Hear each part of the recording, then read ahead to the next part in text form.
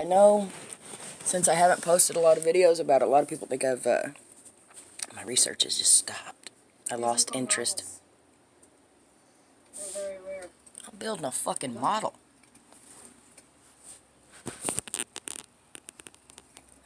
I didn't lose interest. I'm busy. Let me show you what I found. Okay, I busted this globe in half. I have a lot of globes. This one had a computer inside of it.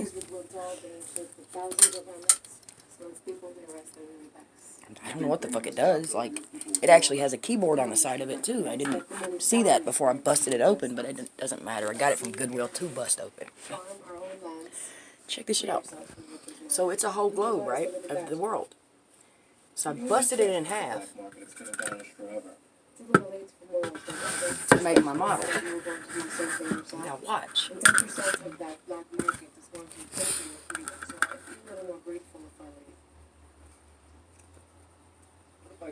Pay attention, take note of the shape, because I'm about to fuck your mind up. This is Antarctica, right? The coldest point in the world. Near Argentina? Let me show you something else. I'm gonna open a restaurant. Yeah. He's a killer in the kitchen too. 10-15 tables. Antarctica's not on the South Pole. I've known this since I was a child. I always believed that Santa Claus lived in Antarctica.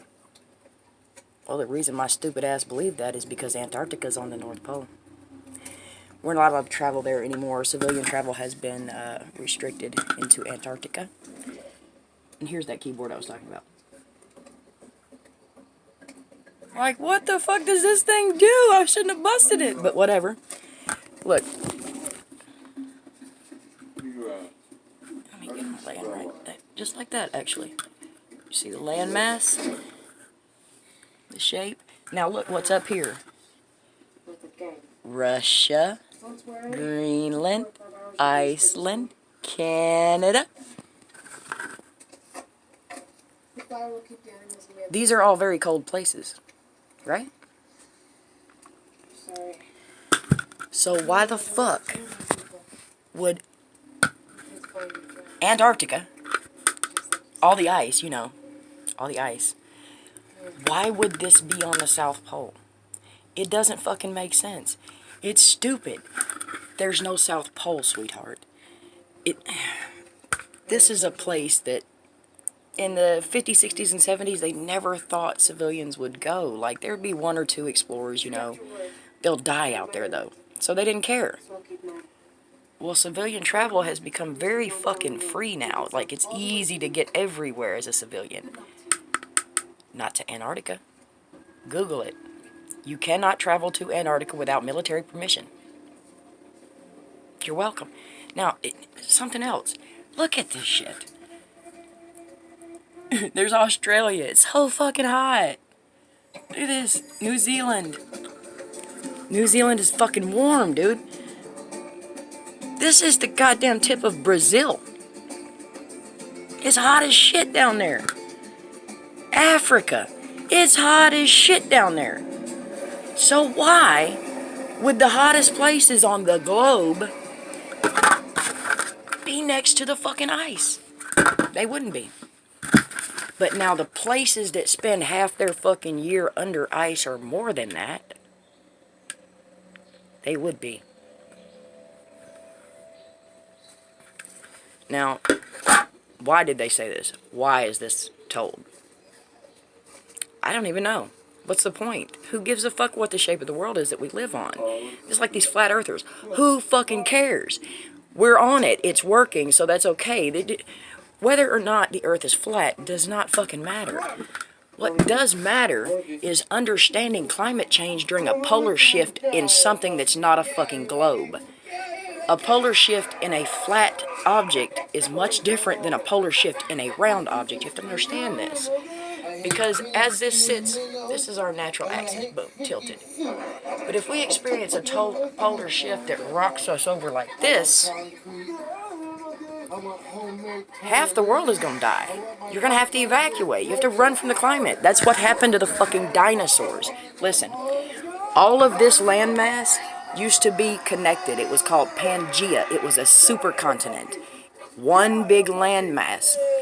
Something else. The Earth is 76% ocean. Honey, a ball of water is not going to float through the fucking sky. You better think about that. Okay, so all of this used to be connected in one great big landmass. And then about, what was it 4 billion years ago, an asteroid struck the Earth around the equator and rocked it off its axis. That's why instead of sitting straight up and down, the Earth sits at a tilt. Because an asteroid struck it and rocked it off its axis and caused a polar shift, which caused the dinosaurs that lived around the equator where it was warm to run from the polar shift. They ran north because they thought they were getting away from it, and they ran to the snow and ice. You're welcome. Oh yeah, and dinosaurs aren't extinct. Chickens are ancestors of dinosaurs. The Galapagos Islands actually has an island called Dinosaur Island where there are gigantic fucking, like, Triceratop looking fucking dinosaurs that live there. No people live on this island, just those things. They're not extinct, honey, they're smaller. If you take a fucking shark, a baby shark, and put it in a 40-gallon tank, it will only get as big as that 40-gallon tank will allow. It's called environmental adaptation. It's a creature adaptation.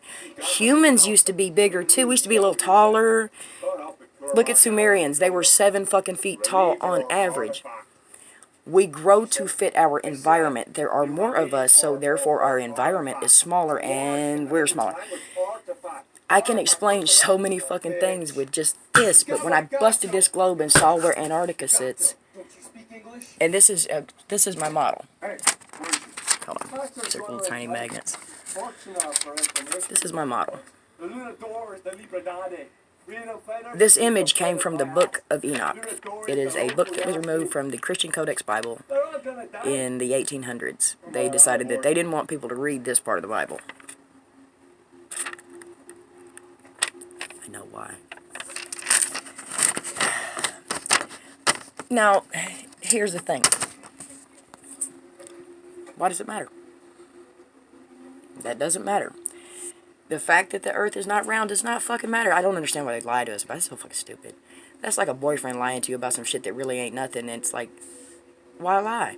Just tell us the fucking truth. But no, they decided to lie to us, and who gives a shit?